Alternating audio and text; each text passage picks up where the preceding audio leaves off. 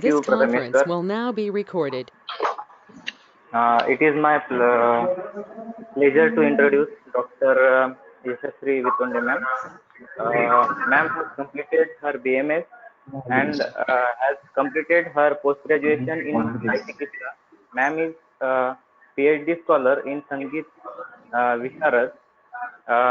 Ma'am is currently working as associate professor in Department of Chiquitsa at CSMSS Ayurved Mahavidyalaya, Aurangabad. Ma'am also runs her own Ayurveda and Panchakarma clinic, specially as music therapist at Karmalkar Healthcare in Aurangabad.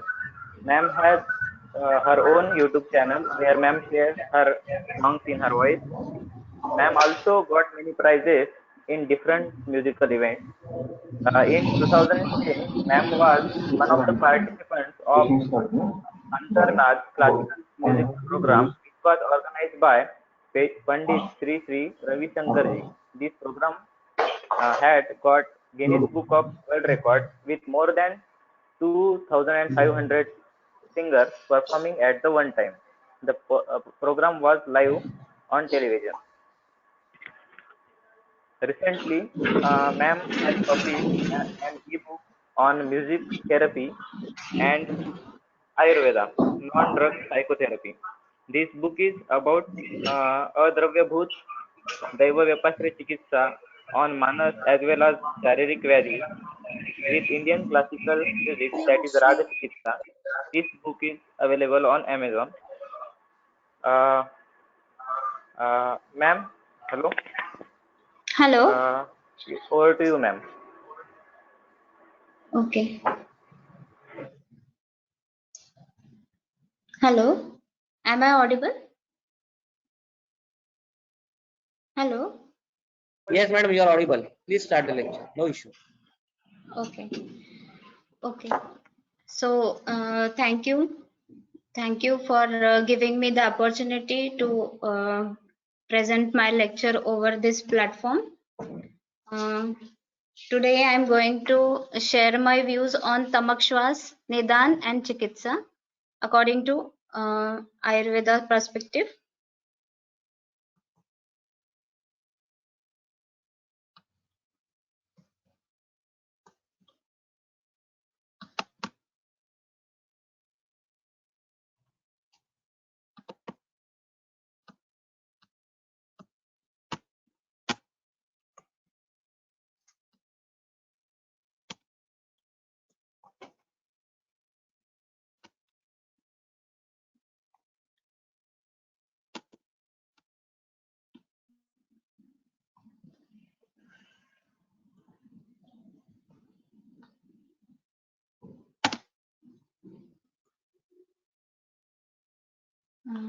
सर्वप्रथम भगवान धन्वंतरी और मेरे गुरु इनको नमन करते हुए आज का व्याख्यान मैं शुरू करने वाली हूँ। तो तमकश्वास ये जो व्याधि है वो प्राणवाह स्रोतस के अंडर आने वाला व्याधि है। हम पहले प्राणवाह स्रोतस के अवयव देखेंगे कि कौन से अवयव इसमें आते हैं। तो starting from sinuses, start from nasal cavity, then pharynx, larynx, trachea, as you can see in this picture, then bronchial tube, both the lungs, then alveoli, bronchus, bronchioles. So ये सब अवयव इसमें प्राणवाह स्रोतस में आते हैं। प्राणवाह स्रोतस के व्याधि अगर हम देखें तो कास, श्वास, हिक्का, राजक्षमा, पुरक्षत और हृदय रोग जैसे व्याधि भी प्राणवाह स्रोतस के व्याधियों के अंडर आते हैं। पर्टिकुलरली अगर श्वास व्याधि देखा जाए, आज का हमारा टॉपिक तमक श्वास है, लेकिन ये श्वास व्याधि के अंडर आने वाला व्याधि है, उसका एक प्रकार है। तो श्वास व्याधि के 5 प्रकार बताए हुए आचार्यों ने, एक महाश्वास, ऊर्ध्व श्वास, छिन्न श्वास, तमक श्वास और शुद्र श्वास। तो इसमें से महाश्वास, ऊर्ध्व श्वास और छिन्न श्वास ये जो 3 प्रकार है वो अरिष्ट सूचक या फिर मृत्यु सूचक ऐसे लक्षणों वाले हैं तो इसलिए हम उसकी चिकित्सा नहीं करते हैं। वो असाध्य बताए हुए इसलिए हम उसकी चिकित्सा नहीं करते हैं।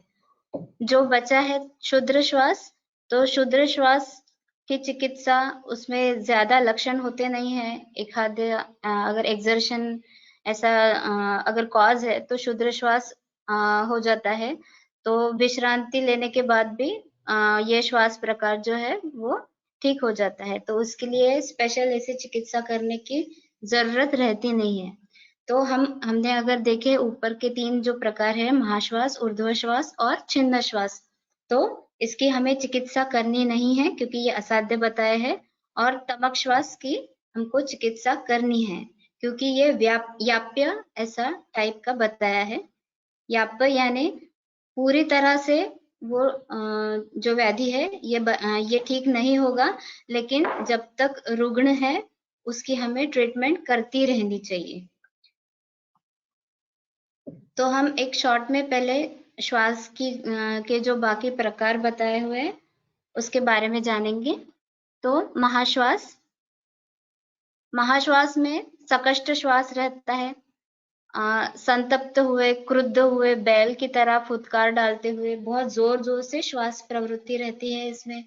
रुग्ण की संज्ञा नष्ट हो जाती है इसमें, अचेत हो जाता है, मुख नेत्र आदि खुले रहते हैं, मलमूत्र आदि का अवरोध हो जाता है और इसकी वजह से रुग्ण जो है वो दीन होकर मृत्यु को प्राप्त होता है।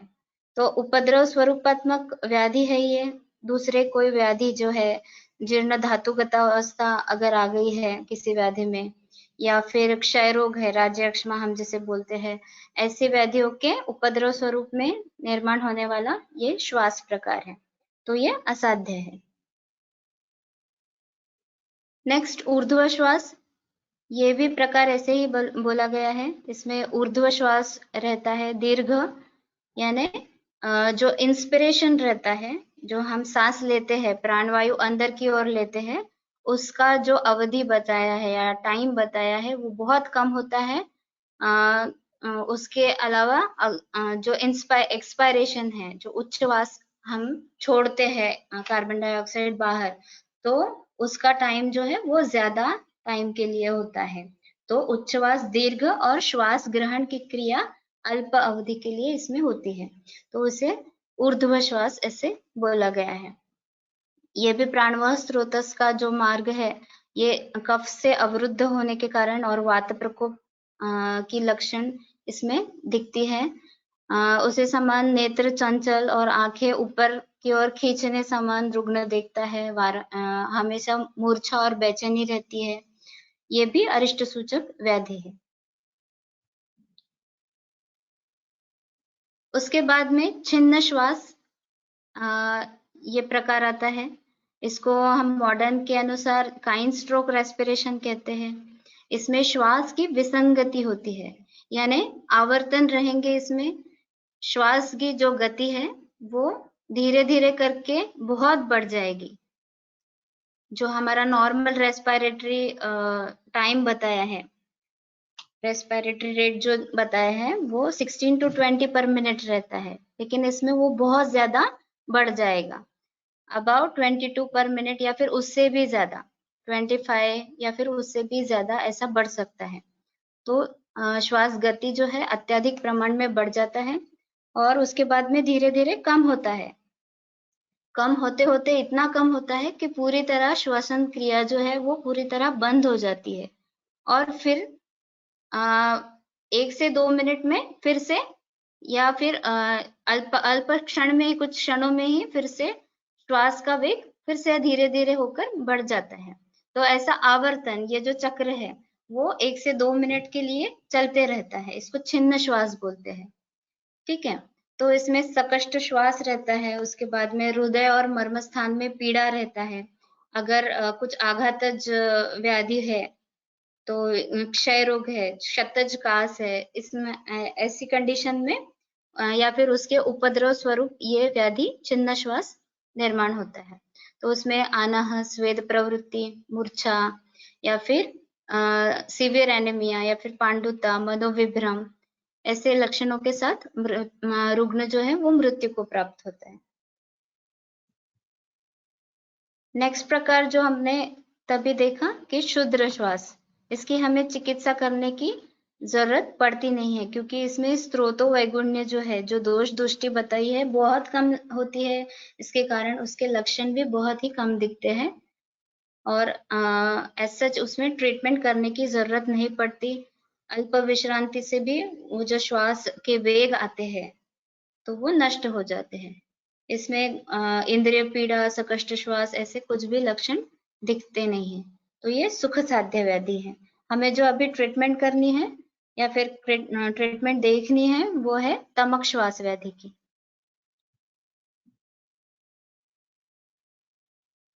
तो तमक श्वास ये हमारा आज का मुख्य टॉपिक है।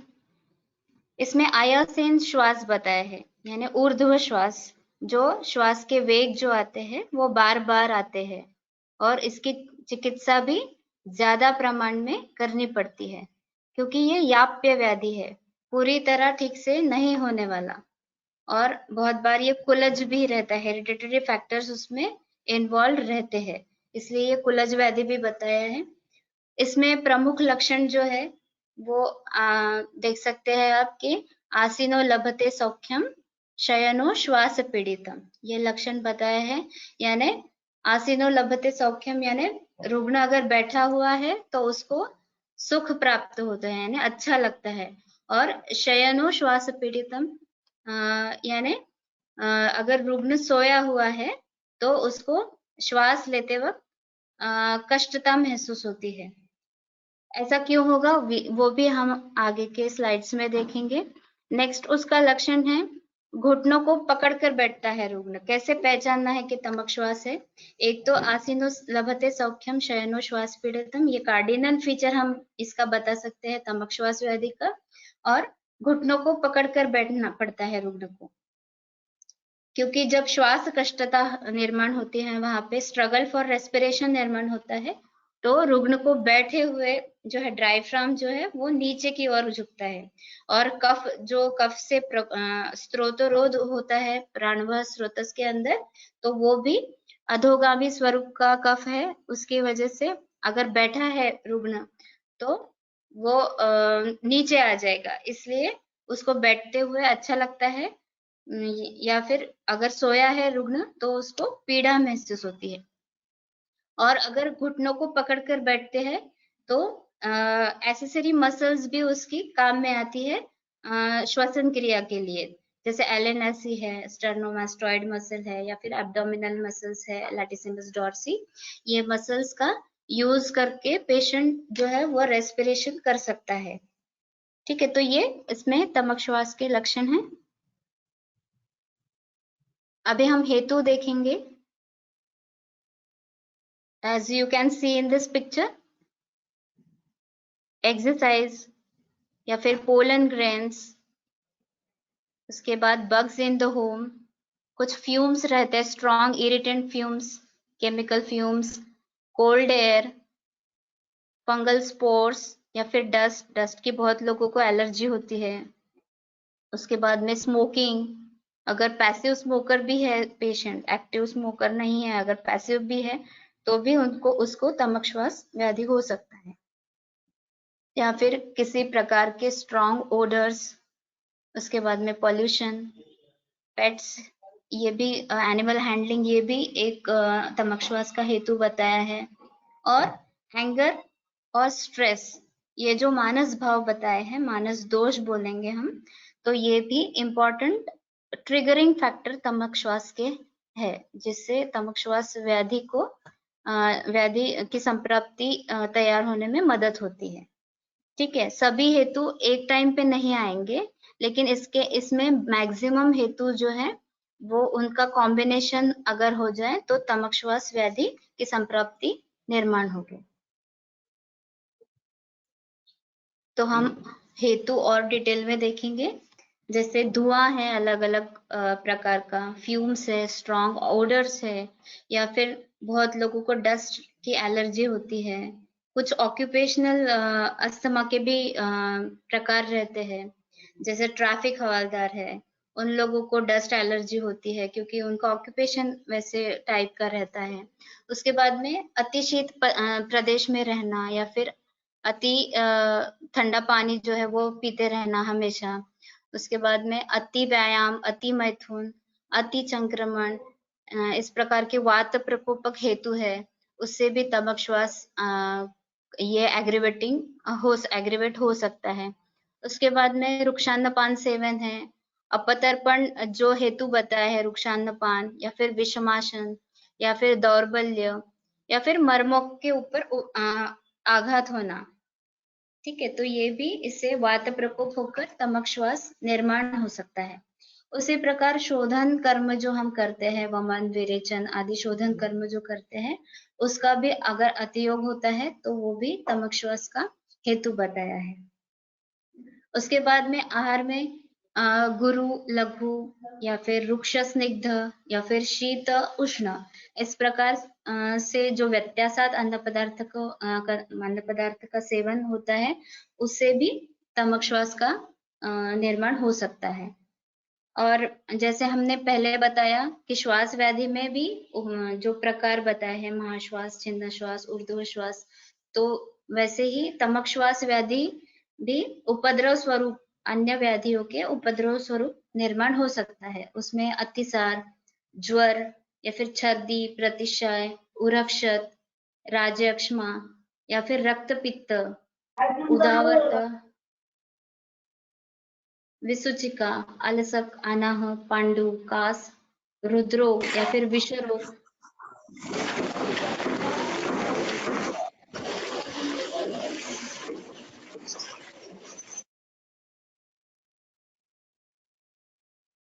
kindly switch off your mics.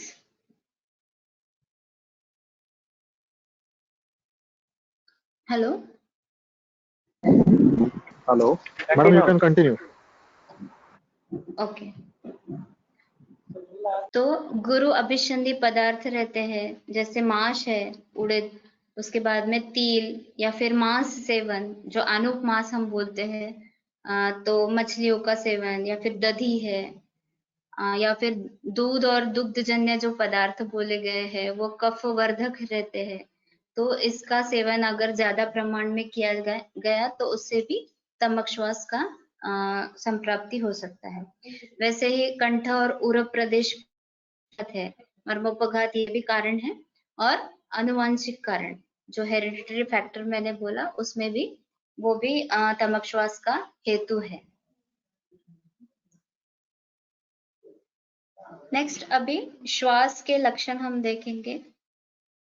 मधुकोश टीकाकार ने बोला है कि श्वास तत्व वेग ऊर्ध्व वातत्व, यानी श्वास व्याधि में जो प्राणवायु हम लेते हैं, ठीक है, जो ऑक्सीजन हम लेते हैं उसकी गति जो है वो प्रतिलोम होती है, ऊर्ध्व गति प्राप्त होती है उसको, तो उसे हम श्वास व्याधि बोलते हैं।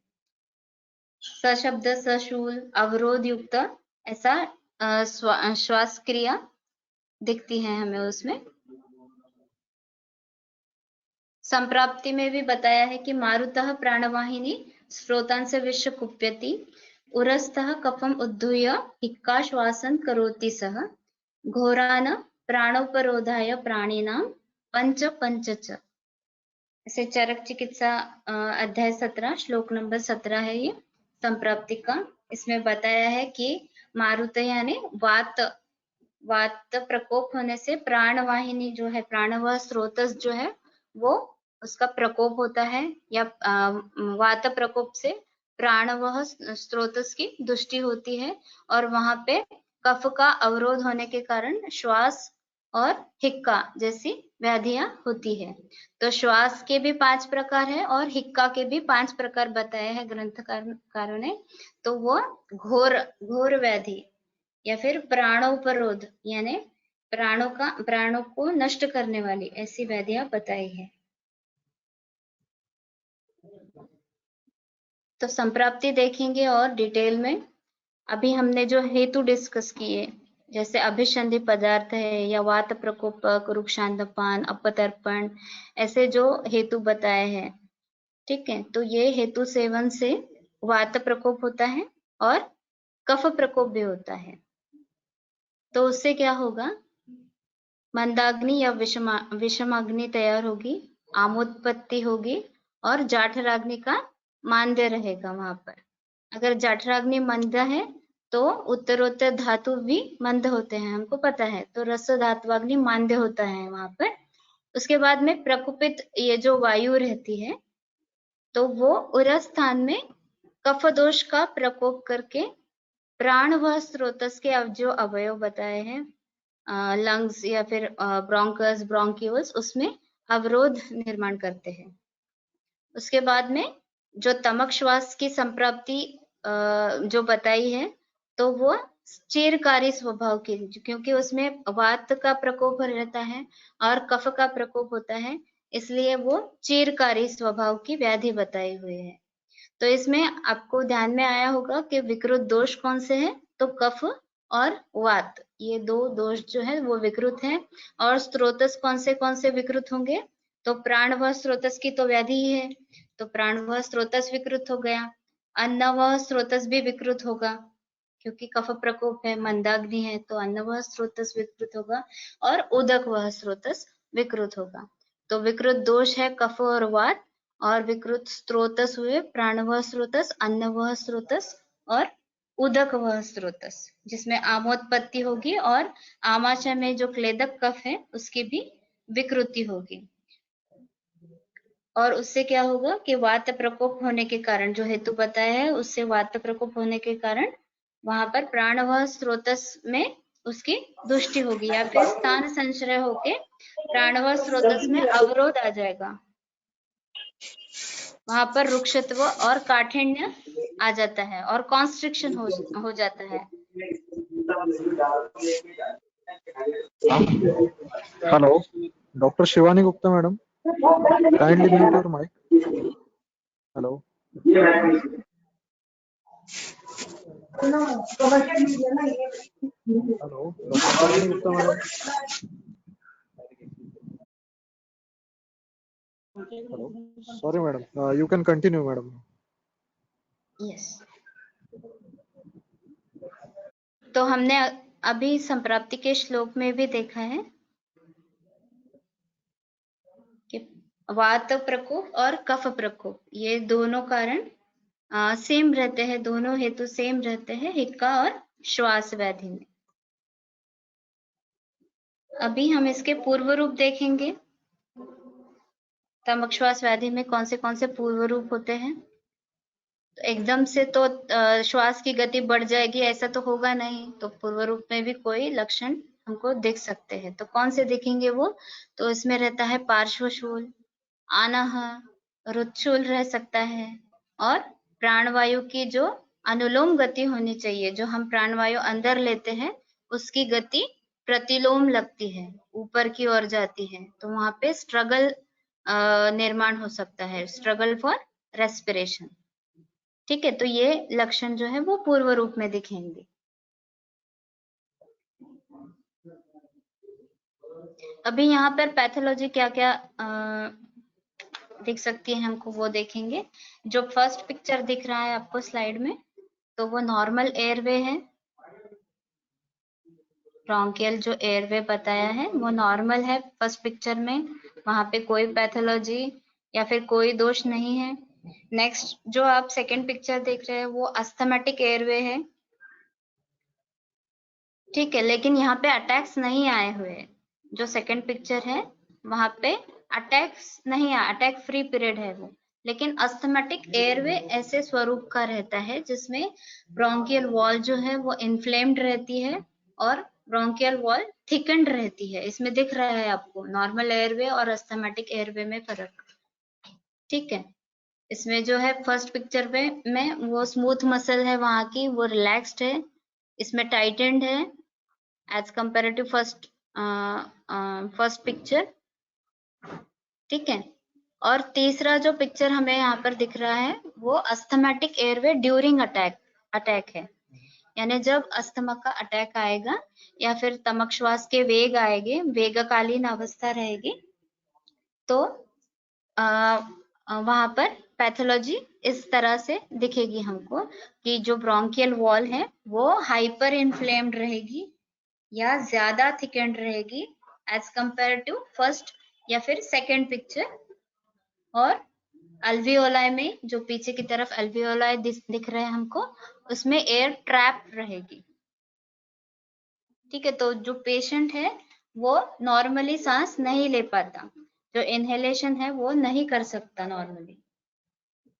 इस प्रकार की पैथोलॉजी हमको वहां पे तमक श्वास व्याधि में दिखाई देती है।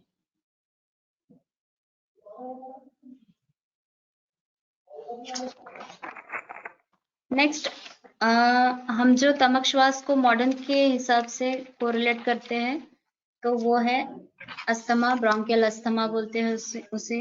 हम सिम्टम्स भी देखेंगे और थोड़ा एक शॉर्ट में मैं बता देती हूँ कि bronchial asthma is chronic inflammatory disease of the lung airway with bronchial hyper reactivity due to airway obstruction. हमारे आयुर्वेद के हिसाब से भी हमें वही बताया है कि एयरवे ऑब्स्ट्रक्शन हुआ है। किसके कारण? कफ के कारण। कफ से वात वाहिनी का अवरोध हो जाता है, इसलिए वहां पे ऑब्स्ट्रक्शन आता है और ब्रोंकियल हाइपर रिएक्टिविटी वहां पे निर्माण हो जाती है, जिससे हमें सांस लेने में तकलीफ हो जाती है। तो इसके सिम्टम्स भी देखेंगे हम। सिम्टम्स जो है इसमें तो वो है acute shortness of breath. Acute shortness of breath यानी सांस अच्छी तरह से ना ले पाना, टिपिकली एट नाइट और in early morning. This is a cardinal feature of bronchial asthma. उसके साथ ही कफ रहता है, वीजिंग रहता है, चेस्ट टाइटनेस रहता है। ये सारे एसोसिएटेड सिम्टम्स उसमें रहते हैं। ये कब देखेंगे? जब एग्रीवेटिंग फैक्टर्स उसके साथ में आएंगे, यानी अगर हेवी वर्क हो गया, एक्सर्शन हो गया, फिजिकल एक्टिविटी हो गया, या फिर सीजनल वेरिएशंस हो गया, कुछ दुर्दिन बोलते हैं हम उसे। दुर्दिन यानी अगर वर्षा ऋतु है या फिर बादल छाए हुए आसमान पे, या फिर कुछ खाने में आ गया, अभिसंधि पदार्थ हम जो बोलते हैं वो आ गए, या कुछ प्रेसिपिटेटिंग फैक्टर है, या फिर मेंटल ट्रिगरिंग फैक्टर है। मैंने जैसा मानस दोष बोले हैं, एंगर या फिर स्ट्रेस है, तो वो भी aggravating as a aggravating factor वो काम करते हैं। या फिर हेरिडिटरी कॉज भी हो सकता है, जिसमें there is production of IgE, that is immunoglobulin E antibody, in response to dust, fumes or pollen grains or animal handling. So this is allergic asthma. वो जो है एलर्जिक अस्थमा है, वो हेरिडिटरी टाइप का रहता है। इसके अलावा नॉन एलर्जिक अस्थमा भी रहता है, जैसे पोस्ट वायरल इन्फेक्शन। अगर इम्यून सिस्टम बहुत वीक हो गई है, अगर वायरल इन्फेक्शन है लोअर रेस्पिरेटरी ट्रैक्ट का, फॉर एग्जांपल अभी कोविड चल रहा है, कोविड इन्फेक्शन हो रहा है, या फिर डेंगू फीवर हो गया, उसमें इम्यूनिटी बहुत कम हो जाती है, तो उसमें भी एलर्जी की सेंसिटाइजेशन सेंसिटिविटी डेवलप हो जाती है। ठीक है, तो ये हो जाता है। उसके बाद में इंट्रिंसिक फैक्टर्स भी रहते हैं कुछ। some intrinsic factors causes or causes may be there like sinusitis, या फिर nasal polyps है, या फिर intolerance of some drugs like NSAIDs है, aspirin है, या फिर बीटा ब्लॉकर्स है।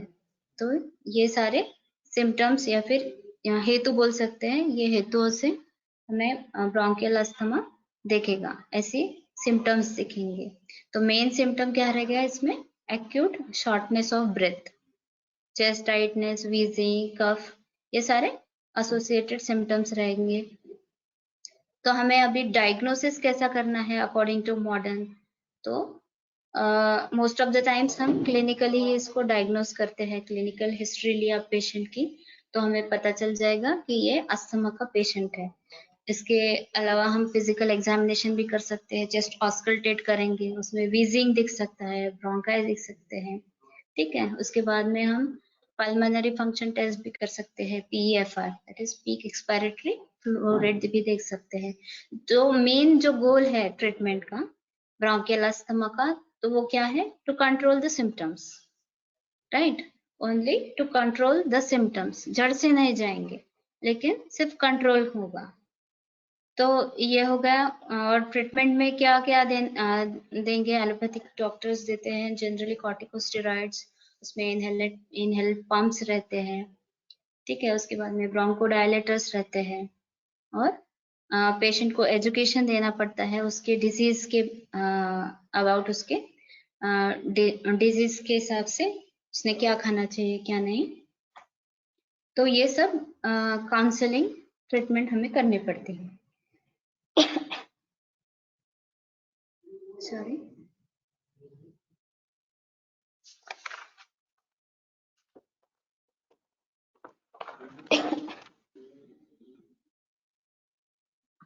एक मिनट।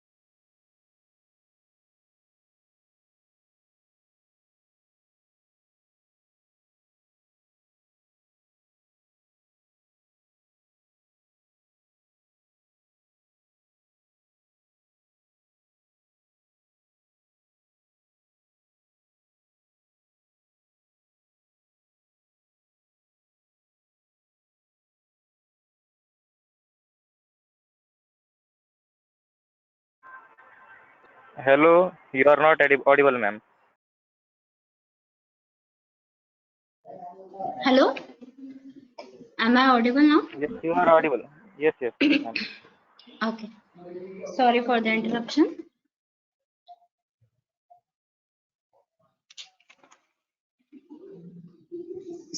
यहाँ पे हम अस्थमा के सिम्टम्स देख रहे थे। तो इसमें हमारा जो कार्डिनल फीचर है वो डिफिकल्टी इन ब्रीदिंग, उसके बाद में चेस्ट पेन, हेडेक, कुछ कार्डियो पल्मोनरी सिम्टम्स भी दिख सकते हैं उसमें। कफ रह सकता है, या फिर कफ होता ही है, एक तो ड्राई कफ या फिर प्रोडक्टिव कफ उसमें रह सकता है। देन वीजिंग है, डिस्निया है, फटीग है, या फिर ब्लूइश स्किन या फिर साइनोसिस जिसको हम बोलते हैं, वो भी अगर रेस्पिरेशन रेट जो है वो ज्यादा बढ़ गया, more than 25 breaths per minute हो गया, या फिर heart rate more than 100 beats per minute हो गया, तो उसमें साइनोसिस भी दिख सकता है।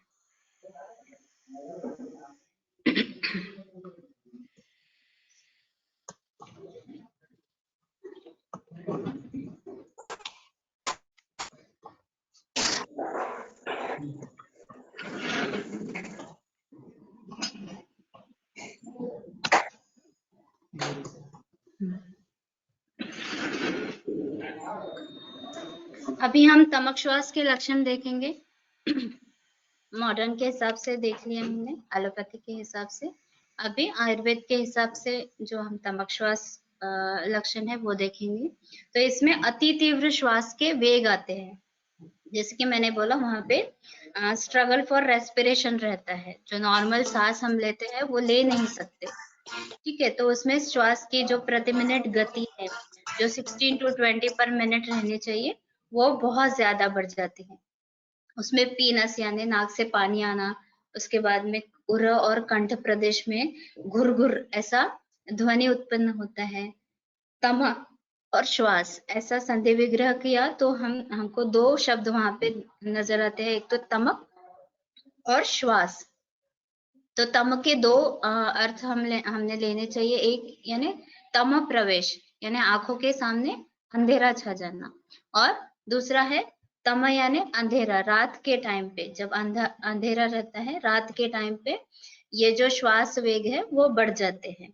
तो ये भी ये उसके कार्डिनल फीचर हो गया, आंखों के सामने अंधेरा छा जाना यानी तम प्रवेश, और रात के टाइम तमक श्वास के वेग आते हैं।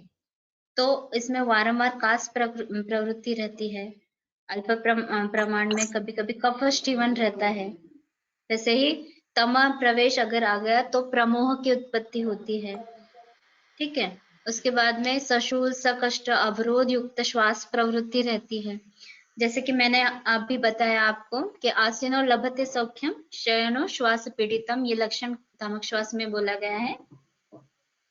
तो बैठे हुए रुग्ण को अच्छा लगता है या फिर सुख मिलता है, क्योंकि डायफ्राम जो है वो नीचे की ओर जाता है, जो सोते हुए डायफ्राम ऊपर की हार्ट की तरफ जाता है, और जो ऑलरेडी वहां पे मार्गावरोध है कफ के कारण वो और बढ़ जाता है। तो जब पेशेंट बैठता है तब उसके प्रमाण में जब तो श्वास के वेग आते हैं तो बैठने के बाद उसको अच्छा लगता है। कफ का भी वो अधोगामी स्वभाव रहता है, तो वो कफ जो है वो भी नीचे की गुरुत्वाकर्षण से नीचे की ओर आता है, इसलिए सोने हुए से अगर बैठा है रुग्ण तो उसको अच्छा लगता है। उसी प्रकार अगर बहुत श्वास के वेग है या फिर सकष्ट श्वास है तो कपाल पर स्वेद आना या फिर तृष्णा, ऐसे लक्षण हमें यहाँ पर दिखाई देते हैं। उसी प्रकार दुर्दिन मैंने जो बोला, वहां आसमान में बादल छाते हैं या फिर वर्षा ऋतु है, बहुत ठंडी तेज बहाव है, या फिर कफ प्रकोपक अभिसंधि आहार विहार का सेवन हो गया, तो वहां पर तमक श्वास के लक्षण दिखेंगे। अभी हमने जो संप्राप्ति में देखा कि दोष जो है उसमें वात और कफ इसका प्रकोप हुआ है, उसकी वजह से तमक श्वास होता है। लेकिन जो दोषों की ज्यादा वृद्धि देखी जाती है उसके हिसाब से वहां पे प्रकार देखे जाते हैं तमक श्वास में दोषानुबंध के अनुसार। तो एक है वातानुबंधी और कफानुबंधी, एक थर्ड भी प्रकार उसमें बताया गया है वो है पित्तानुबंधी। ठीक है, तो हम एक एक करके देखेंगे। वातानुबंधी में अगर हमने चेस्ट ऑस्कल्टेट किया तो वहां पे रेजोनेंट साउंड दिखेंगे, क्योंकि वहां पे वात प्रकोप ज्यादा होता है, वात की वृद्धि ज्यादा होती है। उसी प्रकार अगर कफानुबंधी प्रकार है, अगर कफ प्रकोप ज्यादा हुआ है, स्रोतरोध ज्यादा है, तो वहां पे रेजोनेंट साउंड नहीं दिखेगा, वहां पे डल साउंड चेस्ट ऑस्कल्टेट करने के बाद में हमें दिखाई देगा। नेक्स्ट पित्तानुबंधी, ये भी प्रकार उसका बताया है। अगर पित्त है, संताप है, इसके कारण ज्वर मूर्छा ऐसे लक्षण दिखाई देते हैं तमक श्वास में, तो उसके और सब टाइप्स आते हैं दो, एक तो प्रतमक और दूसरा संतमक। दोनों प्रकारों में ज्वर और मूर्छा रहेगा, लेकिन फर्क सिर्फ इतना ही है कि संतमक यानी वहां पे तमोत्पत्ति यानी आंखों के सामने अंधेरा छा जाना, ये लक्षण ज्यादा दिखाई देता है, जो कि प्रतमक श्वास में नहीं दिखाई देता। लेकिन दोनों प्रकारों में ज्वर और मूर्छा ये लक्षण दिखेंगे।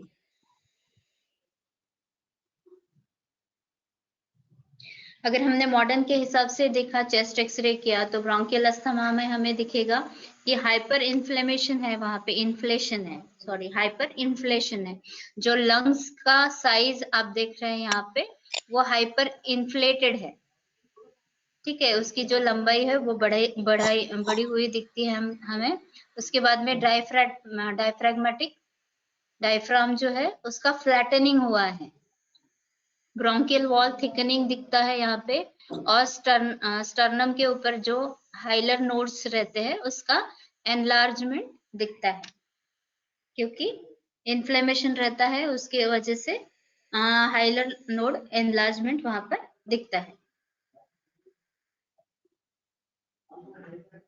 अभी साध्यत्व अगर देखा जाए तो हमने पहले ही देखा कि श्वास के जो 5 प्रकार है उसमें महाश्वास, ऊर्ध्वश्वास और छिन्न श्वास असाध्य बोला गया है, तमक श्वास याप्य बोला गया है, और शुद्र श्वास जो है वो सुख साध्य फिर साध्य बोला है। फिर भी हमें तमक श्वास की चिकित्सा तो करनी पड़ती है। तो इसमें भी अगर 1 वर्ष से पुराना अगर तमक श्वास व्याधि है या फिर हेरिडेटरी कॉज है या फिर आघातज कारण है, तो वो जो तमक श्वास उत्पन्न होगा वो याप्य प्रकार का रहेगा। और अगर नया उत्पन्न हुआ है, कम दोष है, रुग्ण बलवान है, तो उसमें साध्य रहता है। इनफैक्ट सभी तमक श्वास जो भी प्रकार रहते हैं वो बहुत दुखदायी ऐसे बताए हुए।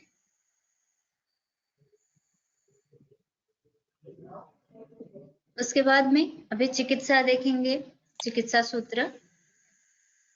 कासिने छर्दनम दद्यात् स्वरभंगे च बुद्धिमान वातश्लेष्म हरे युक्तम तमकेतु विरेचनम उदीर्यते भृशतरम मार्गरोधात् वहज्जलम यथा तथा अनिलस्य मार्गम नित्यम विशोधयेत्। ऐसा सूत्र है तमक श्वास चिकित्सा का। तो इसमें बताया है अगर कास है या फिर स्वरभंग है तो उसमें वमन देना चाहिए। अलग अलग लक्षण हमने बताए हैं यहाँ पर। तमक श्वास में कौन से लक्षण रहते हैं, तो कास रहता है, श्वास वेग रहते हैं, स्वरभंग रहता है, तो उसमें हमें वमन देना है, छर्दनन दद्यत यानी वमन देना है। उसके बाद में विरेचन देना है, वात श्लेष्म हरे युक्तम तमकेतु विरेचनम। और वात और श्लेष्म यानी कफ दोनों भी अगर बढ़े हुए हैं तो तमक श्वास में विरेचन देना चाहिए। वो क्यों देना चाहिए वो भी मैं बताऊंगी। जैसा नदी पे अगर बांध बांधा है, ठीक है, तो वो पानी जैसा ऊपर की ओर चले जाता है, वैसे ही अगर वात या फिर प्राणवाह स्रोतस का मार्ग अवरोध हुआ है तो जो दोष है उसका प्रकोप ज्यादा होगा। ठीक है, तो वात प्रकोप होने के कारण वहां पे हमेशा शोधन करना चाहिए, ऐसा बताया हुआ है सूत्र में। यथा तथा अनिलस्य मार्गम नित्यम विशोधयेत्। शोधन जो है हमें हमेशा करना चाहिए। तो अभी हमें ट्रीटमेंट करना है।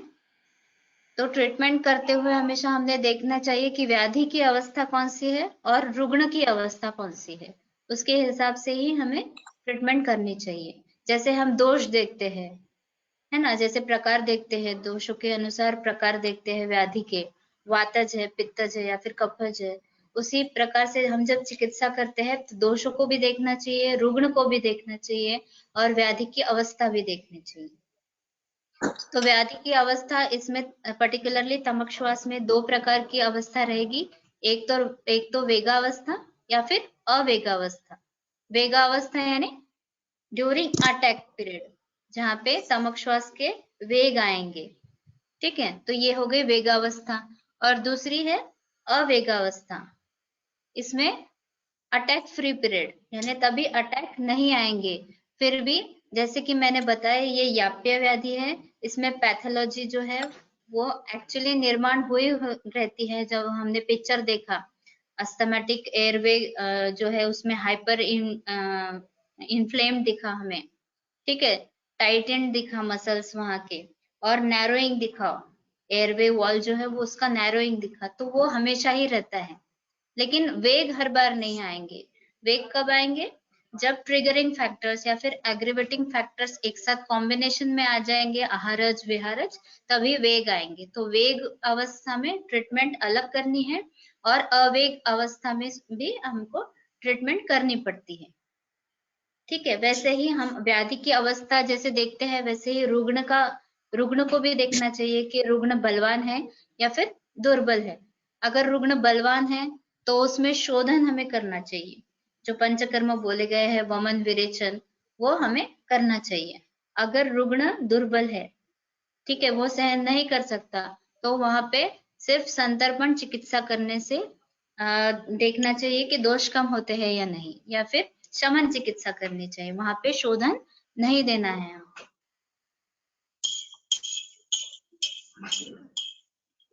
और डिटेल में देखेंगे हम कि ट्रीटमेंट तमक श्वास की जो ट्रीटमेंट है वो वेगकालीन अवस्था और अवेगकालीन अवस्था में कैसी करनी है, या फिर कौन से प्रकार की करनी है।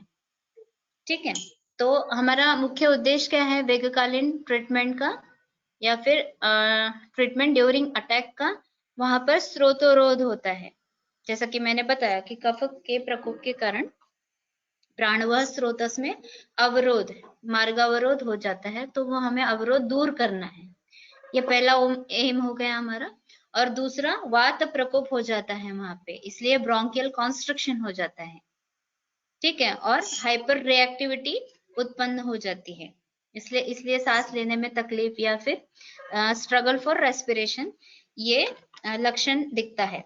तो वहां पे हमको वात का शमन करना है और कफ का निर्हरण करना है। ये हमारा वेगकालीन चिकित्सा का एम हो गया। और दूसरा जो अवस्था है व्याधि की, वो है अवेगकालीन अवस्था, यानी अटैक फ्री पीरियड में क्या करना चाहिए। पैथोलॉजी तो वहां पे बनी हुई रहती है, फिर भी ट्रीटमेंट करनी पड़ेगी, क्योंकि जब भी एग्रीवेटिंग फैक्टर्स या फिर ट्रिगरिंग फैक्टर्स आएंगे, तब फिर से patient will end up in वेगकालिक अवस्था, राइट। सो अवेगकालीन ट्रीटमेंट का एम क्या है हमारा, कि हमें अभी वात और कफ का एग्रीवेशन नहीं होने देना है। ठीक है, तो उसके लिए हमें क्या करना चाहिए, वो प्राणवाह स्रोतस को बल्य ट्रीटमेंट यानी रसायन ट्रीटमेंट करनी चाहिए, जिसे मॉडर्न के हिसाब से प्रोफाइलैक्टिक ट्रीटमेंट बोलते हैं, राइट। तो हम एक एक करके देखेंगे ट्रीटमेंट क्या क्या करना है। इसमें शोधन चिकित्सा जो हमने बोला कहाँ पर करनी है, वो सिर्फ बलवान रुग्ण में। ठीक है, हमने प्रकार भी देखे, कफानुबंधी, वातानुबंधी, ऐसे प्रकार भी देखे, लेकिन शोधन जो है पर्टिकुलरली बलवान पेशेंट है अगर, तो उसमें करना है शोधन, वो भी कफानुबंधी तमक श्वास में। तो उसमें क्या क्या करना है, स्नेहन करना है। स्नेहन हम दो प्रकार के करते हैं, एक बाह्य स्नेहन और एक आभ्यंतर स्नेहपान। यहाँ पे अगर हम बाह्य स्नेहन कर रहे हैं तो तिल तेल और सेंधव ये मिक्स करके उरह प्रदेश पर हमें अप्लाई करना है, बाह्य स्नेहन करना है, लोकल एप्लीकेशन। और अभ्यंतर स्नेहपान के लिए हम अलग अलग तेल या फिर घृतपान करेंगे, वो फिर मैं नेक्स्ट स्लाइड में बताऊंगी। उसके स्नेहन हो गया, उसके पश्चात हमें स्वेदन करना चाहिए। उसके बाद में वमन या फिर विरेचन, हमें पता है कि वमन विरेचन हमेशा स्नेहन स्वेदन करने के बाद करना है, राइट। तो वमन कब करना है, अगर कफानुबंधी है, कफ दोष आधिक्य है, तो हमें वमन करना चाहिए। अगर वात और कफ दोनों अधिक बढ़े हुए तो हमें विरेचन करना चाहिए। वैसे ही नस्य भी हम कर सकते हैं यहाँ पर, और धूमपान भी कर सकते हैं, क्योंकि धूमपान से भी स्रोतरोध जो है कफ के कारण हुआ बड़ा हुआ स्रोतरोध, तो वो दूर हो सकता है। ठीक है, अब स्नेहपान के लिए हमने जो घृत या फिर तेलों का वर्णन किया, तो क्या क्या दे सकते हैं इसमें, पिप्पली घृत दे सकते हैं, उसके बाद दशमूलाद्य घृत दे सकते हैं, मनशिलादि घृत, वासा घृत, तालिसादि घृत, षटपलादि घृत, ऐसे अलग अलग घृत दिए हैं। इसमें से कोई भी एक घृत का स्नेहपान रुग्ण को करना है। स्नेहपान होने के बाद वमन करना है। अगर कफ प्रधान व्याधि है, ये वात प्रधान भी व्याधि है, कफ प्रधान भी व्याधि है, तो अगर बलवान रुग्ण है, ठीक है, तो और कफ प्रधान कफानुबंधी व्याधि है, तो हमें यहाँ पर वमन करना चाहिए। इसमें वमन श्रेष्ठ बताया, क्योंकि वमन से क्या होगा, जो कफ का अवरोध हो गया है, दुष्ट स्त्यान ग्रथित ऐसा जो कफ बताया है, उसका निर्हरण होगा। ठीक है, तो इसके लिए हमें मदन फल योग या फिर मदन फल चूर्ण 6 ग्राम प्रातःकाल देना है शहद और लवण जल के साथ। उसके बाद कफ आधिक्य ज्यादा है तो ही हमें वमन करना है, ये ध्यान में रखना चाहिए। अगर कफ जो है कफ दोष वो मध्यम स्वरूप में है तो दीपन पाचन चिकित्सा करनी चाहिए। अगर कफ अल्प प्रमाण में है तो सिर्फ लंघन करते हुए दोषों का शमन करना चाहिए, आहार पर नियंत्रण रखते हुए दोषों का शमन करना चाहिए। अगर वात प्रधान तमक श्वास है, हमने जैसे कि बताया 3 प्रकार के तमक श्वास व्याधि है, कफानुबंधी, पित्तानुबंधी और वातानुबंधी। ठीक है, तो कफ प्रधान जो है उसमें वमन कर सकते हैं, वात प्रधान जो है तो इसमें विरेचन कर सकते हैं। ठीक है, या फिर अगर वात प्रधान है तमक श्वास तो बिल्कुल भी शोधन हमें वहां पे नहीं करना है, वहां पे सिर्फ संतर्पण चिकित्सा करनी है। बहुत बार श्वास व्याधि या फिर तमक श्वास व्याधि में अपने आप वमन हो जाता है। अगर पीडियाट्रिक पेशेंट है, छोटे बच्चे हैं, तो उनमें अगर सांस लेने में कठिनाई उनको हो रही है तो बहुत बार अपने आप उल्टी हो जाती है उनको। तो हमें यहाँ पे तमक श्वास व्याधि में बड़ों में भी सद्यवमन बताया। अगर दोष इतने ज्यादा बढ़ गए हैं तो वहां पे स्नेहपान न देते हुए भी सद्यवमन हो सकता है।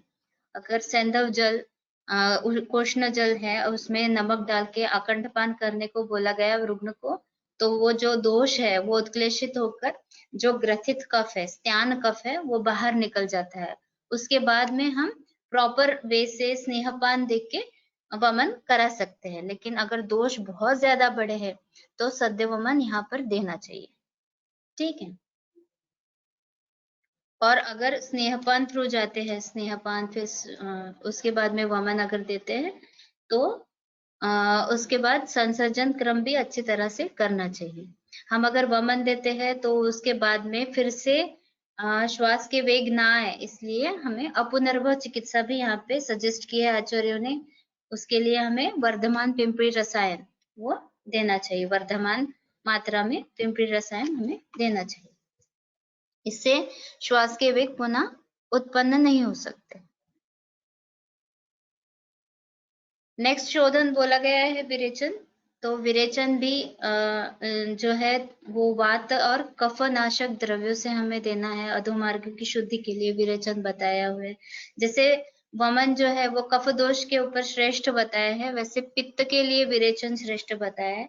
लेकिन ऐसा नहीं है, यहाँ पे वात और कफ होने के बावजूद भी विरेचन दे सकते हैं, क्योंकि जैसा पित्त कम होता है विरेचन से, वैसे ही वातानुलोमन भी होता है विरेचन से। राइट, जब हम विरेचन देते हैं तो वातानुलोमन होता है। जो ऊर्ध्व गति होती है वायु की, प्राणवायु की जो ऊर्ध्व गति अपने आप हो जाती है इस व्याधि में, तो उसकी गति नॉर्मल करने के लिए हमें विरेचन यहाँ पे देना चाहिए। वैसे ही जो कोष्ठ में या फिर प्राणवायु स्रोतस में जमा हुआ कफ है तो वो भी उसके अधोगामी स्वरूप से विरेचन के कारण वो कम हो जाएगा या फिर बाहर निकल जाएगा, उसका शोधन हो जाएगा। तो अगर कफाधिक्य ज्यादा है तो बलवान रुग्ण को देखकर वमन के पश्चात विरेचन भी देना चाहिए। विरेचन देने से वातानुलोमन होकर वात दोष भी शांत हो जाएगा और कफ दोष भी शांत हो जाएगा। अगर विरेचन दिया है तो उसके बाद में संसर्जन क्रम करना है और उसके बाद में नेक्स्ट लाइन ऑफ ट्रीटमेंट हमें देखनी है। वैसे ही हमें नस्य भी देने को कहा गया है, तो नस्य में एज अ प्रोफाइलैक्टिक ट्रीटमेंट हमें नस्य भी दे सकते हैं अवेगकालीन अवस्था में। उसके लिए हम नावन नस्य दे सकते हैं अनुतेल का, या फिर पलांडु स्वरस का नस्य भी शीघ्र फलदायी होता है, वात और कफ का नाश करता है वो, इसलिए पलांडु स्वरस या फिर लहसुन स्वरस या फिर पित्त प्रकोप अगर दिख रहा है वहां पे तो स्त्री दुग्ध या फिर और चंदन, इसका भी नस्य देने को कहा है, या फिर मधुर द्रव्यों से सिद्ध घृत का भी नस्य हम कर सकते हैं। उसके बाद में धूमपान, ये ट्रीटमेंट बताई है।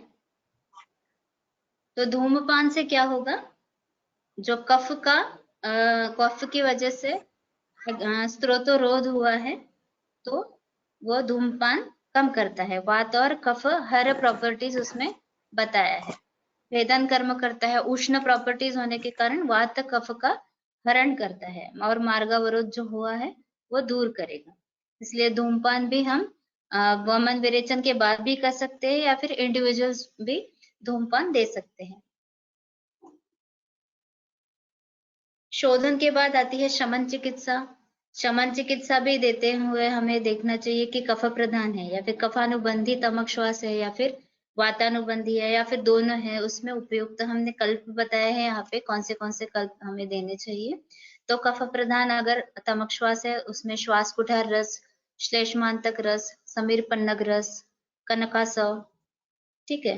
या फिर वात प्रधान और कफ प्रधान दोनों ही है या फिर वैद्य को समझ में नहीं आ रहा है अगर, ठीक है, तो उसमें दोनों इसमें चलने वाले कल्प है कुछ। समीर पन्नग रस, कम प्रमाण में वात प्रधानता है तो कनकासव दे सकते हैं, कंटकार्य अवलेह दे सकते हैं, यष्टि मधुकल्प या फिर धान्यादि अवलेह भी दे सकते हैं।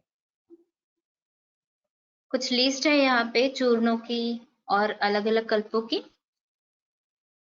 चूर्ण में यष्टि मधु और टंकण दे सकते हैं या फिर पुष्कर मूल चूर्ण दे सकते हैं, श्रृंग्यादि चूर्ण दे सकते हैं, शट्यादि चूर्ण। आसव में कनकासव, सोमासव, दशमूलारिष्ट दे सकते हैं। भस्मों में आभ्रक भस्म, रौप्य भस्म, श्रृंग भस्म, सुवर्ण भस्म, मौक्तिक भस्म, ये इन भस्मों का प्रयोग किया जाता है। बहुत बार जो फार्मास्यूटिकल कंपनीज है ये भस्म और कुछ चूर्ण इनका कॉम्बिनेशन करके कुछ कल्प भी बनाते हैं, उनका भी रेडीमेड प्रिपरेशन भी बहुत सारे पैकेट में अवेलेबल है, वो भी हम दे सकते हैं या फिर एकल द्रव्य चिकित्सा भी हम कर सकते हैं, ठीक है। उसके बाद में रसकल्प है, बृहत्वाद चिंतामणि रस, श्वासकाश चिंतामणि रस आत्यायिक अवस्था में हम दे सकते हैं, सुवर्ण मालिनी वसंत दे सकते हैं, श्वास कुठार रस दे सकते हैं या फिर नागगुटी भी दे सकते हैं। नागगुटी के भी बहुत अच्छे रिजल्ट्स है, अगर कफानुबंधी प्रकार है तो उसमें नागगुटी के भी अच्छे रिजल्ट्स हैं। निल्सिन नाम की टैबलेट है एसजी फाइटोफार्मा कंपनी की, उसमें नागगुटी कंटेंट है, उसके पिनस है अगर नाक अगर बह रहा है तो उसमें भी अच्छे रिजल्ट्स इसके दिखाई देते हैं। या फिर अवलेहों में च्यवनप्राश है, एज ए इम्यूनिटी बूस्टर भी हम च्यवनप्राश दे सकते हैं फॉर लॉन्ग टर्म यूज। पुनर्भव चिकित्सा के लिए हम अवलेह हमने देना चाहिए रुग्ण को। कंटकारी अवलेह है, वासा अवलेह है, अगस्ती प्राश है या फिर चित्रक हरित की अवलेह है। उसके बाद में अपुनर्भव चिकित्सा ही करना है हमको तो हम वर्धमान पिंपरी भी दे सकते हैं, 64 पिंपरी दे सकते हैं। वैसे ही हमने जो नेक्स्ट प्रकार देखा था पित्तानुबंधी तमक श्वास, अगर ज्वर, मूर्छा या फिर उसमें तम प्रवेश या फिर आंखों के सामने अंधेरा छा जाना, ऐसे अगर उसमें लक्षण दिख रहे हैं तो पित्त शामक चिकित्सा ऑब्वियसली हमें करना पड़ेगा। इसके लिए मधुर पित्त शामक ऐसी प्रकार की चिकित्सा करनी है।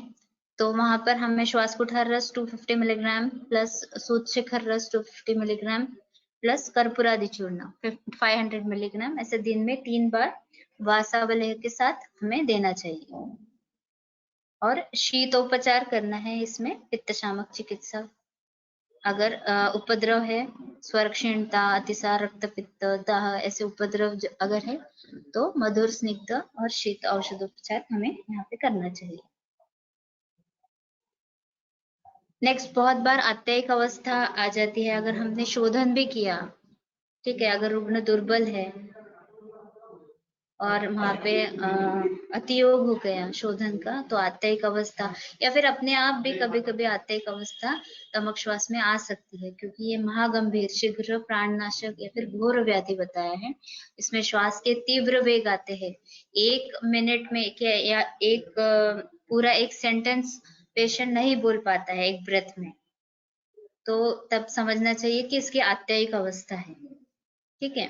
तो इसमें अगर शोधन का अतियोग हो गया तो हृदय बाधा या फिर रक्त छर्दी ऐसे उपद्रव भी दिखाई दे सकते हैं या फिर मर्मापघात भी हो सकता है या फिर रुग्ण के प्राणों पर भी संकट आ सकता है। तो उसकी चिकित्सा क्या करें अगर आत्यायिक चिकित्सा करनी है हमें तो उरा प्रदेश पे हमें पहले स्नेहन स्वेदन करना चाहिए। स्नेहन के लिए हमें सेंधव प्लस तीर तेल बाह्य स्नेहन के लिए अप्लाई करना चाहिए, लोकल एप्लीकेशन। उसके बाद में स्नेहपान भी दे सकते हैं, उसमें नारायण तेल या फिर तीर तेल या फिर चंदन बला लाक्षादी तेल, ऐसा कोई भी तेल 2-2 चम्मच गर्म करके यष्टि मधु फांट के साथ हर 10-10 मिनट में देना है। उससे क्या होगा कि जो श्वास वेग है वो कम हो जाएंगे। इसी के साथ में रस परपटी है या फिर रस कर्पूर है, रस सिंदूर है, वो 250 मिलीग्राम दिन में 3 बार घृत और शर्करा उसके साथ देना है। उसके बाद अलावा हमें हेमगर्भ रस या फिर श्वासकाश चिंतामणि, महालक्ष्मी विलास रस, ये ऐसे कल्प भी हम दे सकते हैं इन इमरजेंसी कंडीशन। ये हो गई पूरी वेगावस्था की ट्रीटमेंट या फिर वेगकालीन ट्रीटमेंट। अभी पेशेंट अगर अवेगावस्था में है लेकिन वहां पे पैथोलॉजी है, आपको पता है कि तमक श्वास का रुग्ण है, हर बार वेग नहीं आएंगे पेशेंट को, तो अवेगावस्था में भी हमें लॉन्ग टर्म के लिए ट्रीटमेंट करनी चाहिए, जिससे कि फ्यूचर में जो बहुत बड़े वेग आते हैं वो नहीं आएंगे। ठीक है, तो उसके लिए प्राणवाह स्रोतस को बल्य या फिर रसायन चिकित्सा हमें देनी चाहिए। उसके लिए 64 पिंपरी, वर्धमान पिंपरी, च्यवनप्राश, धात्री अवलेह, भल्लाता कसव, ये हम दे सकते हैं। इसमें से कोई भी एक कल्प दे सकते हैं। ये जो ट्रिगरिंग फैक्टर्स है आप देख रहे हैं इस पिक्चर में, पोलन ग्रेन्स है या एनिमल हैंडलिंग है, कुछ केमिकल इंडस्ट्रीज है वहां का फ्यूम रहता है, या फिर स्मोकिंग, ऐसे कुछ हेतु रहते हैं, तो वो हमें क्या करना चाहिए ट्रीटमेंट पार्ट में, तो निदान परिवर्जन है। निदान परिवर्जन है, अर्धी चिकित्सा मानी है आचार्यों ने। अगर हम निदान परिवर्जन करते हैं तो हमें शमन चिकित्सा में जो कल्प लगने वाले हैं वो भी कम लगेंगे, शोधन भी ज्यादा करने की जरूरत नहीं पड़ेगी अगर हम निदान परिवर्जन करते हैं तो। पथ्य में आहार में यव, कुलत्थ, रक्तशाली इनका यूज कर सकते हैं। वास्तुक, शिगरू या फिर पुनर्नवा, कारवेलक, करेला, पडवर, अदरक इसका यूज कर सकते हैं। लहसुन और अदरक का तो हमेशा यूज करने को बोला है तमक श्वास के पेशेंट ने। उसके बाद में जांगल मांस का प्रयोग करने को बोला है। कोष्ण जल का हमेशा प्रयोग करना चाहिए पथ्य में। विहार में भी प्राणायाम, योगा, मेडिटेशन ये सब करना चाहिए। अपथ्य में मांस युक्त जो आहार है उड़द दाल का, वो नहीं खाना चाहिए। गुरु अभिसंधि मधुर द्रव्य जिससे कफ बढ़ता है वो पदार्थ नहीं खाना चाहिए। जो आजकल फास्ट फूड मिलता है बाहर जिससे कफ प्रकोप होता है, वो ऐसे पदार्थ नहीं खाना चाहिए। या फिर अनकुक्ड फूड जिससे अजीर्ण हो सकता है, वैसे ही सॉल्टी, स्पाइसी या फिर ऑयली फूड भी नहीं खाना चाहिए या फिर अवॉइड करना चाहिए। फिश भी अनूप होने से नहीं खानी चाहिए। वैसे ही ठंडा पानी है, दही है, जैगरी है, मिल्क, कोल्ड बेवरेजेस या कोल्ड ड्रिंक्स है, या फिर आइसक्रीम है जिससे कफ का प्रकोप हो सकता है, वो चीजें हमें अवॉइड करनी चाहिए। हमें रुग्ण को बताना पड़ेगा कि क्या क्या चीजें आपको नहीं खानी है। वैसे ही बिहार में जो नहीं करना है उसमें दिवा स्वाप नहीं करना है, वेग विधारण नहीं करना है, ठंडी चीजें जो है वो भी उसका भी सेवन नहीं करना है, एसी में नहीं रहना है। स्ट्रेस एक मुख्य हेतु बताया है, जो ट्रिगरिंग फैक्टर मैंने बोला, तो उसको भी अवॉइड करना चाहिए।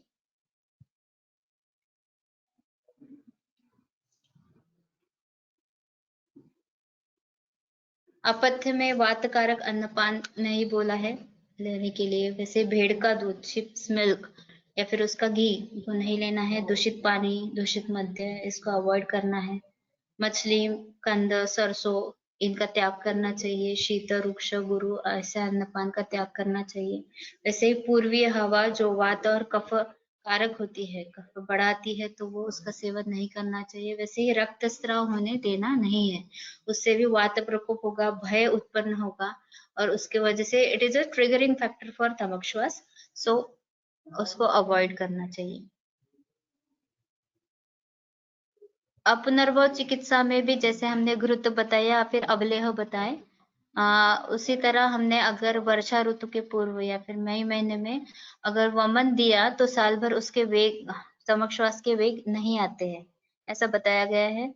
तो ये जो वमन हम देते हैं जनरली स्नेहन स्वेदन पूर्वक वमन देना चाहिए। उसके लिए स्नेहपानार्थ तिल तेल का प्रयोग हमें करना है। उसके बाद में विधिवत वमन करके मदन फल, पिपली, वचा, यष्टि मधु इनके चूर्ण से उत्क्लेश होने के बाद में यष्टि मधु फांट देकर योग्य प्रकार से संसर्जन क्रम करना चाहिए। तो ये एक पुनर्भव चिकित्सा भी हो गई। वैसे ही मैंने जो मानस दोष बोले हैं ट्रिगरिंग फैक्टर्स, तो उसकी भी हमें ट्रीटमेंट करते हुए उसका भी ध्यान रखना चाहिए। Patients expression of anxiety may not be in the eyes or face or their activity, but it may be through the pranava srotas in the form of श्वास। जब हम गुस्सा होते हैं या फिर भय होता है हमें, तो हमारे फेस पे नहीं दिखता है या फिर एक्टिविटीज में नहीं दिखता है, वो प्रथमतः दिखता है तो प्राणव स्रोतस में जो हम श्वास लेते हैं, श्वसन क्रिया करते हैं, उसमें दिखता है।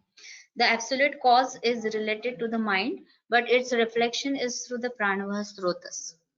Cause जो होता है या फिर triggering factor जो होता है वो मानस भाव से होता है।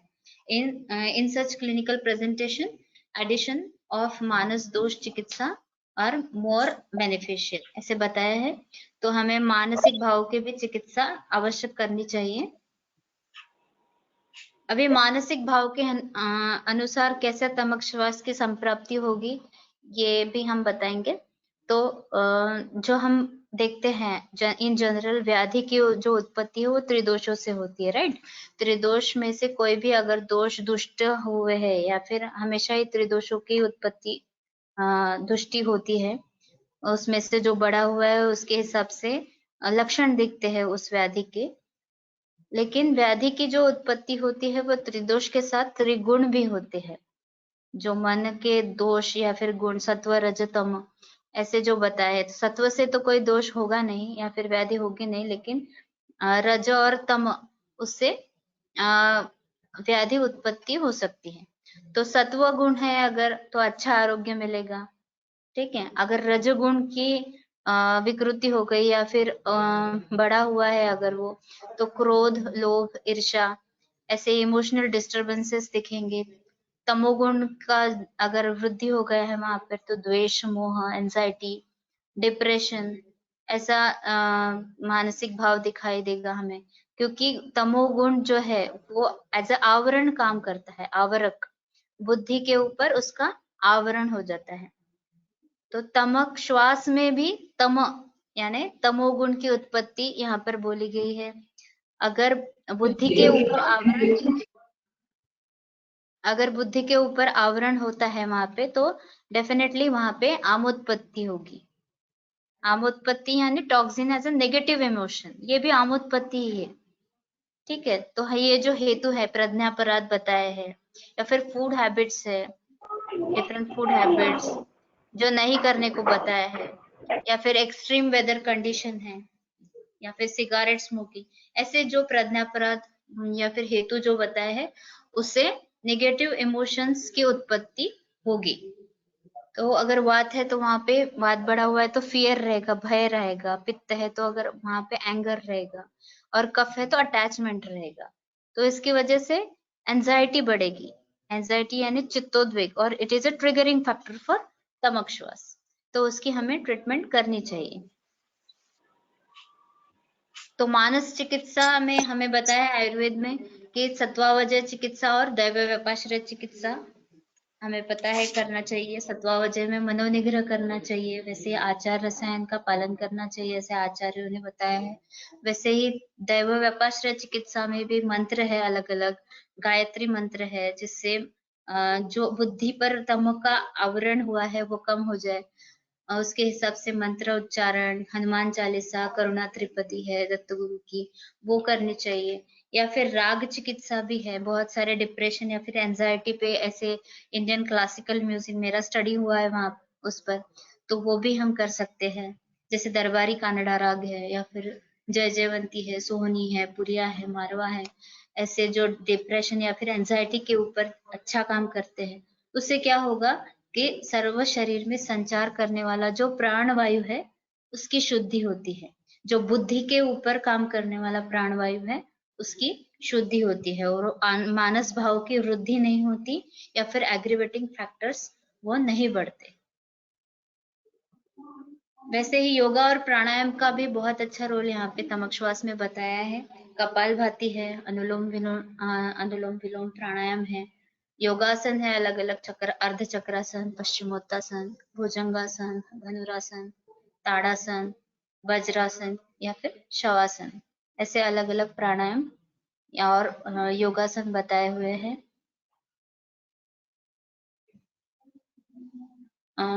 Thank you.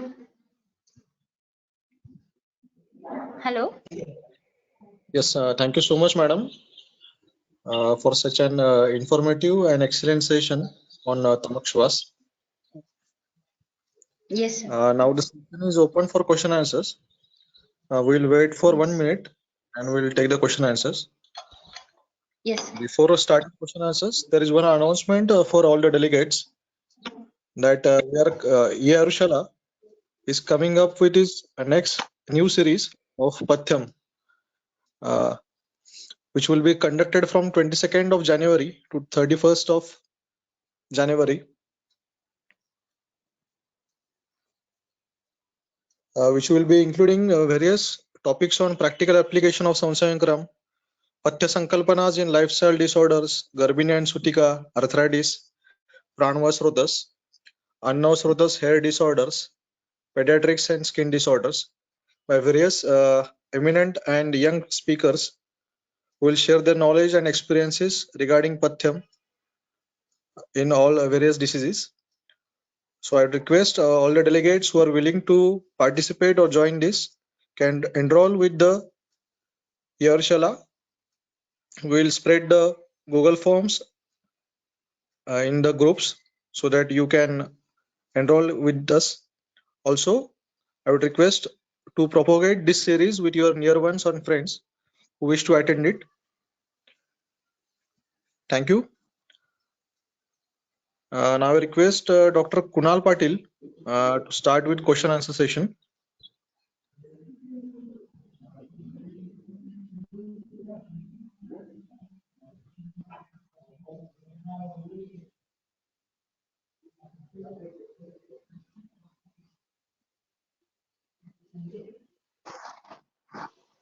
Thank you, sir.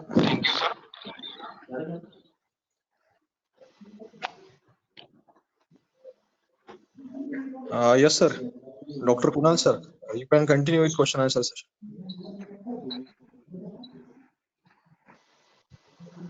First question from Dr. Mishra. Ma'am, any common management with any particular medicine for stomach shwas? Sorry. Any common management with any particular medicine for stomach shwas? Okay. So जैसे मैंने बताया कि तमक श्वास के प्रकार रहते हैं, वातानुबंधी, कफानुबंधी, ठीक है, तो उसके वजह से हम कॉमन मैनेजमेंट नहीं दे सकते। पेशेंट के रुग्ण का अवस्था कौन सी है, व्याधि की अवस्था कौन सी है, इसके हिसाब से ही हमें ट्रीटमेंट करनी चाहिए। ऐसे एक टाइप की मैं चिकित्सा आपको नहीं बता सकती, ठीक है। हम बहुत सारे पेशेंट्स को या फिर पेशेंट्स को नहीं, एक्चुअली स्टूडेंट्स को पता रहता है कि श्वास कुठार रस जो है, हमने पढ़ा रहता है कि श्वास कुठार रस हमें देना चाहिए तमक श्वास के रुग्ण में, और आयुर्वेद है तो उसके कुछ साइड इफेक्ट तो रहेंगे नहीं, लेकिन ऐसा नहीं है। अगर वात प्रधानता है, ठीक है, और उसमें श्वास कुठार रस दिया तो उसमें मरीच रहता है, ठीक है, मीरे बोलते हैं उसको मराठी में। तो अगर वो ज्यादा मात्रा में हो गया तो उससे भी कुछ ना कुछ साइड इफेक्ट दिखेंगे। तो इसे कॉमन ट्रीटमेंट नहीं बोले हैं मैंने अभी आपको स्लाइड्स में दिखाया कि वात प्रधानता और कफ प्रधानता, उसमें कल्प भी हमने शमन में औषधियों में भी अलग अलग बताए हैं। लेकिन आप आहार में जो है लहसुन या फिर अदरक, तेज पत्ता या फिर च्यवनप्राश, उसका कॉमन ट्रीटमेंट में यूज कर सकते हैं। आहार और पथ्य में आप कॉमन ट्रीटमेंट कर सकते हैं। Thank you, ma'am. Next question: is any bhakti is effective in what of anubandha condition? Sorry, your voice is breaking. Hello. Hello. हाँ. Is any bhakti Sir, is can you effective? repeat the question? Is any bhakti is effective in vata kapha anubandha condition? Yes, we can give basti. Basti is also Vatanulomak properties, so we can administer basti in that case. Thank you, ma'am. Next question from Dr. Abhiranjan. Ma'am, Vardhaman Pimpli is used with milk. So, in which stage of stomach swash this Vardhaman Pimpli Siddha milk is to be used? As in general, milk is indicated in stomach swash. Yes. So वर्धमान पिंपली जो हमें देना है, वर्धमान मात्रा में देना है। 10 से हमें स्टार्ट करना है, ऐसे 10 दिन तक ये देना है, 10 ऐसे इंक्रीजिंग डोज में, और वो दूध के साथ देना है। ठीक है, पिंपली का जो चूर्ण है वो दूध के साथ हमें लेना है 1000 पिंपली हुए तक। तो हम वो अवेगकालीन अवस्था में, जब वेग नहीं है, ऐसे एज अपुनर्वह चिकित्सा हम वर्धमान पिंपली का यूज कर सकते हैं। Thank you, ma'am. Next question from Dr. Sheikh. Virechan द्रव्य for stomach swash. यस, तो विरेचन के लिए हम गंधर्व हरितकी का प्रयोग कर सकते हैं। गंधर्व हरितकी चूर्ण या फिर अविपत्तिकर चूर्ण, ठीक है, या फिर गंधर्व हस्तादि कैप्सूल भी आते हैं स्कीम की, तो उसका भी हम प्रयोग कर सकते हैं। Thank you, ma'am. There is last question.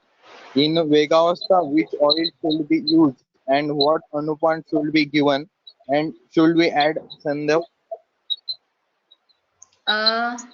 Actually वेगावस्था में जो है सद्य फलदायी चिकित्सा बताई है। हम अगर बाहर से यानी या बाह्य स्नेहन कर रहे हैं तो सैंधव प्लस तेल का उरह स्थान पे बाह्य स्नेहन करना चाहिए, और उसके बाद में जब दोषों का विलयन हो जाए, कफ का विलयन हो जाए, हम अगर सैंधव और तेल का बाह्य स्नेहन करते हैं तो दोषों का ऑटोमेटिकली विलयन होने लगता है। तो ऐसी कंडीशन में हमने तैलपान करने को देना चाहिए पेशेंट को, स्नेहपान। ठीक है, तो उसमें तेल का यूज कर सकते हैं, तेल या फिर नारायण तेल या फिर चंदन बला लक्षादि तेल, इसका यूज हम कर सकते हैं। तो ये थोड़ा तो गर्म करके एक 2-2 चम्मच हमें हर 5-10 मिनट में 5-10 मिनट में, जब तक के सांस के जो वेग है वो कम नहीं हो जाते, तब तक हमें देते रहना चाहिए। तो ये सद्य फलदायी अच्छी चिकित्सा है, जिससे वात का और कफ का भी शमन हो जाता है, और जो वेग रहते हैं, जो अस्थमैटिक अटैक्स रहते हैं, तो वो बहुत हद तक क्योर हो जाते हैं। इमरजेंसी कंडीशन में पेशेंट लैंड अप नहीं होता है।